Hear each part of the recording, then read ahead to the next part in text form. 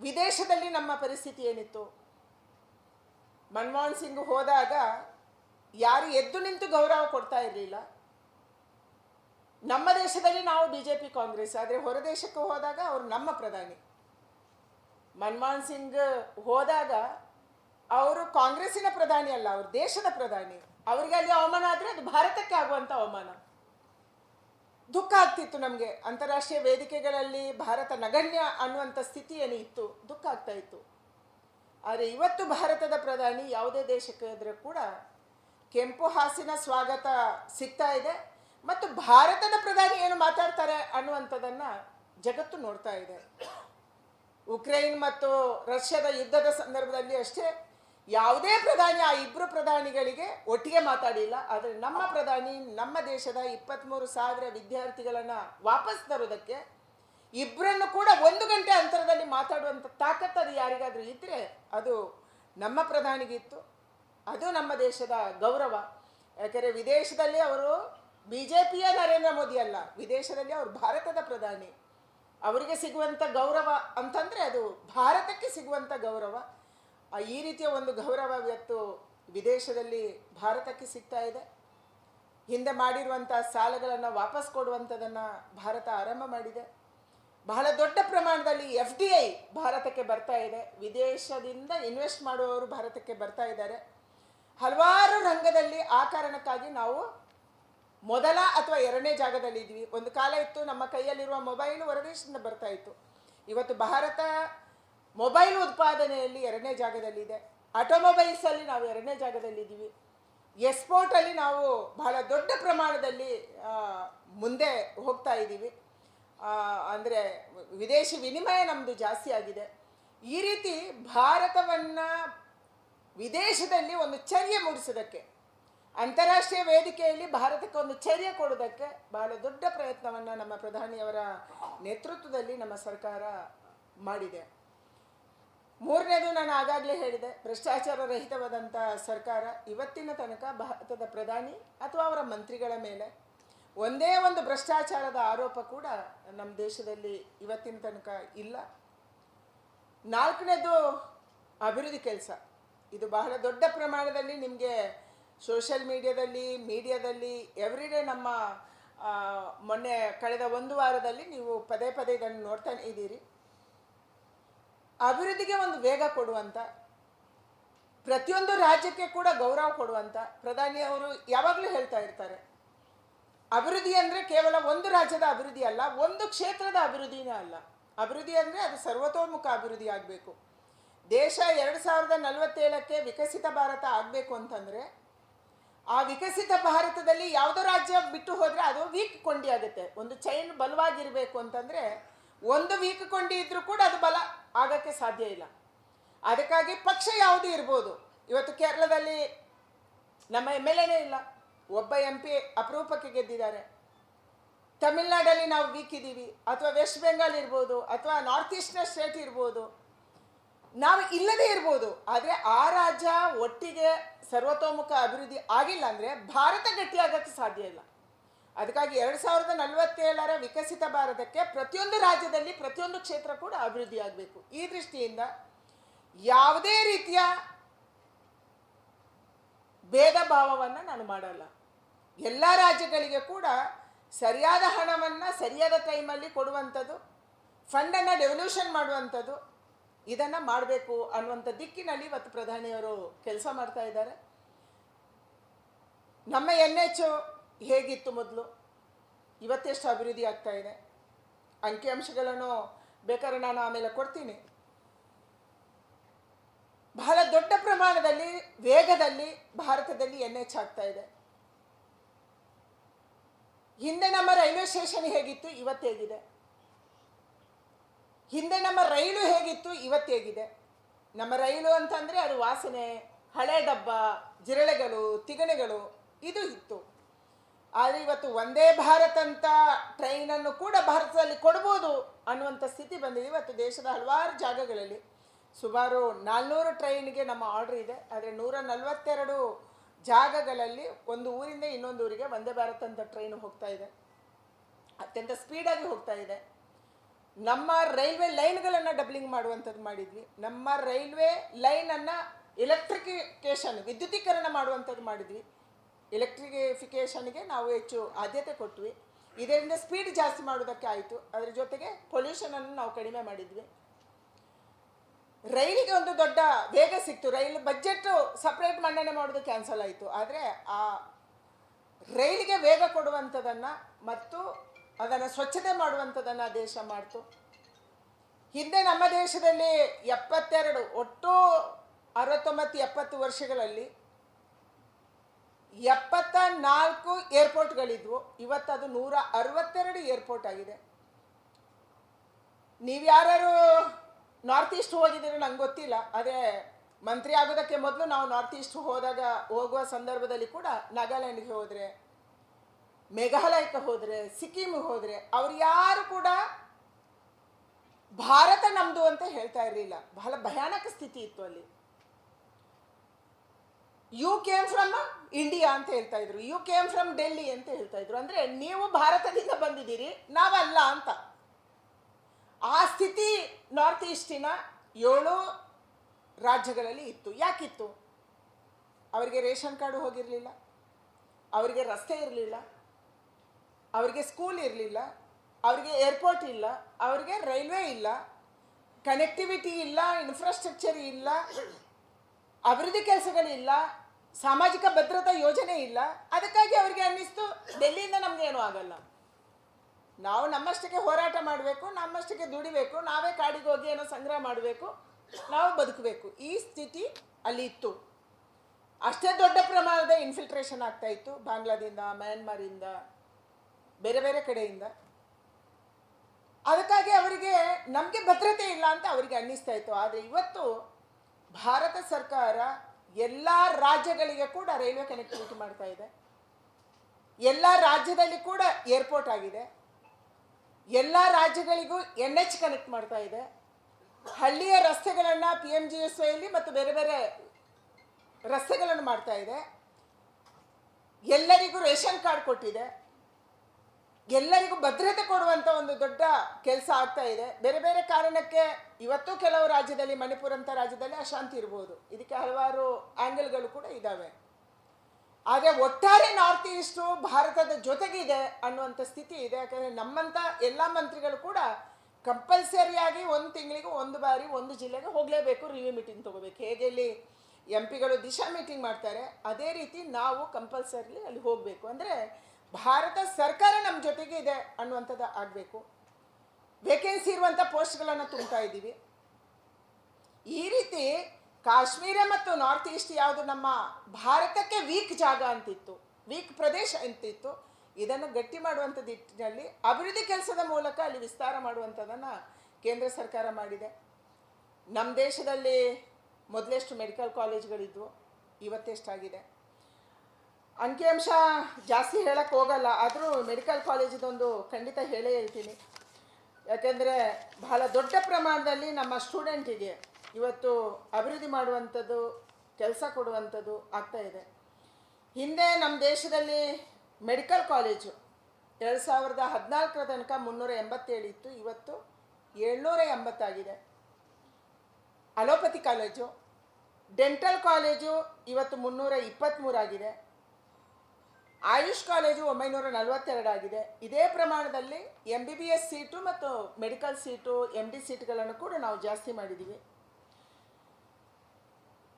ಬಹಳ ದೊಡ್ಡ ಪ್ರಮಾಣದಲ್ಲಿ ಯೂನಿವರ್ಸಿಟಿಗಳನ್ನು, ಇವತ್ತು ಯೂನಿವರ್ಸಿಟಿ ಕೂಡ ಮೊದಲು 723 ಯೂನಿವರ್ಸಿಟಿ ದೇಶದಲ್ಲಿತ್ತು, ಇವತ್ತು 1213 ಯೂನಿವರ್ಸಿಟಿಗಳು ಹೊಸದಾಗಿ ದೇಶದಲ್ಲಿ ಆಗಿದೆ. ಅಂದರೆ ಶಿಕ್ಷಣಕ್ಕೆ ಆದ್ಯತೆ ಕೊಟ್ಟಿದ್ದೀವಿ, ಇನ್ಫ್ರಾಸ್ಟ್ರಕ್ಚರಿಗೆ ನಾವು ಆದ್ಯತೆ ಕೊಟ್ಟಿದ್ದೀವಿ, ಮೆಡಿಕಲ್ಗೆ ಆದ್ಯತೆ ಕೊಟ್ಟಿದ್ದೀವಿ. ಸುಮಾರು 16,000 ಜನೌಷಧಿ ಕೇಂದ್ರಗಳು ದೇಶದಲ್ಲಿ ಕೆಲಸ ಮಾಡ್ತಾ ಇದ್ದಾವೆ. ಬೆಡ್ಗಳ ಸಂಖ್ಯೆ, ಕೋವಿಡ್ ನಮಗೆ ದೊಡ್ಡ ಪಾಠವನ್ನು ಕಲಿಸ್ತು. ನಿಮಗೆಲ್ಲ ಗೊತ್ತಿದೆ, ಕೋವಿಡಲ್ಲಿ ದೇಶ ಎಷ್ಟು ತೊಂದರೆಯನ್ನು ಪಡ್ತು, ಎಷ್ಟು ನಮಗೆ ಆತಂಕ ಇತ್ತು.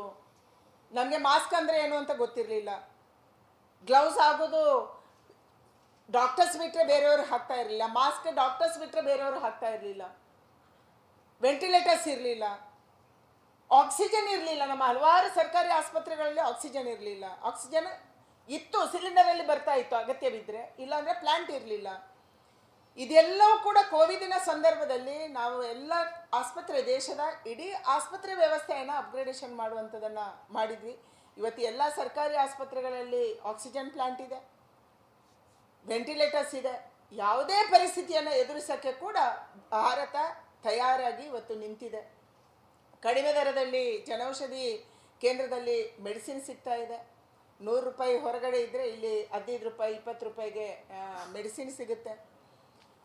ಆಯುಷ್ಮಾನಲ್ಲಿ ಬಹಳ ದೊಡ್ಡ ಪ್ರಮಾಣದ ಜನ, ಸುಮಾರು 13 ಕೋಟಿಯಷ್ಟು ಜನ ಆಯುಷ್ಮಾನ್ ಯೋಜನೆಯಲ್ಲಿ 5 ಲಕ್ಷ ತನಕದ ಟ್ರೀಟ್ಮೆಂಟನ್ನು ತೊಗೊಂಡಿದ್ದಾರೆ. ಗ್ಯಾಸ್ ಇಲ್ಲದವ್ರಿಗೆ ಗ್ಯಾಸ್ ಕೊಟ್ಟಿದ್ದೀವಿ, ಶೌಚಾಲಯ ಇಲ್ಲದ ಶೌಚಾಲಯ ಕೊಟ್ಟಿದ್ದೀವಿ. ಮನೆಗಳ ಕೆಲಸ ನಡೀತಿದೆ ಗ್ರಾಮೀಣ ಮತ್ತು ನಗರದಲ್ಲಿ. ಸಿಟಿಗಳಲ್ಲಿ 2 ಟೈರ್ 3 ಟೈರ್ ಸಿಟಿಗಳನ್ನು ಅಭಿವೃದ್ಧಿ ಮಾಡುವಂಥದ್ದು ಮಾಡ್ತಾ ಇದ್ದೀವಿ. ಈ ರೀತಿ ಇಡೀ ಒಂದು ಅಭಿವೃದ್ಧಿಯ ವ್ಯವಸ್ಥೆಗೆ ವೇಗ ಕೊಡುವಂಥದ್ದನ್ನು ಮೋದಿ ಸರ್ಕಾರ ಮಾಡಿದೆ. ಅದರ ಜೊತೆಗೆ ಇವತ್ತು ಭಾರತದ ಇಕಾನಮಿ ಇದು ಪ್ರಪಂಚದಲ್ಲೇ 5ನೇದು ಅಂತ ಹೇಳ್ತೀವಿ, ನಾವು 4ನೇ ಹತ್ತಿರ ಬಂದಿದ್ದೀವಿ.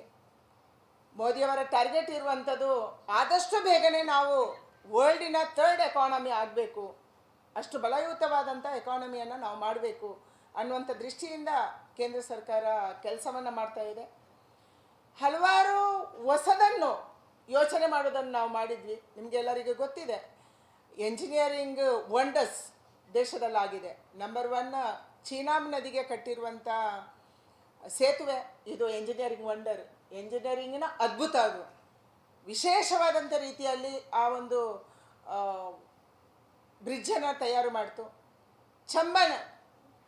ಪಂಬನ್ ಸೇತುವೆ, ರಾಮೇಶ್ವರದ ಐಲ್ಯಾಂಡನ್ನು ರಾಮೇಶ್ವರದ ಜೊತೆಗೆ ಮೈನ್ಲ್ಯಾಂಡ್ ಜೊತೆಗೆ ಜೋಡಿಸುವಂಥ ಪಂಬನ್ ಸೇತುವೆ, ಇದು engineering ವಂಡರು.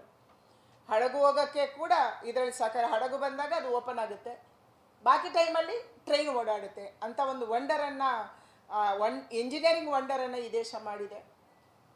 Unity statue, Sardar Vallabhbhai Patel ಅವರ ಅತ್ಯಂತ ದೊಡ್ಡ ಸ್ಟ್ಯಾಚ್ಯೂ, ಇದು ಇಂಜಿನಿಯರಿಂಗ್ ವಂಡರು.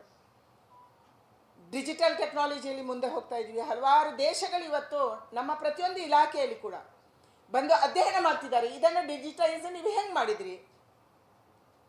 ಡಿಜಿಟಲ್ ಟೆಕ್ನಾಲಜಿಯಲ್ಲಿ ನಾವು ಮುಂದೆ ಹೋಗ್ತಾ ಇದ್ದೀವಿ. ಆಟೋಮೊಬೈಲ್ಸಲ್ಲಿ ನಾವು ಮುಂದೆ ಹೋಗ್ತಾ ಇದ್ದೀವಿ.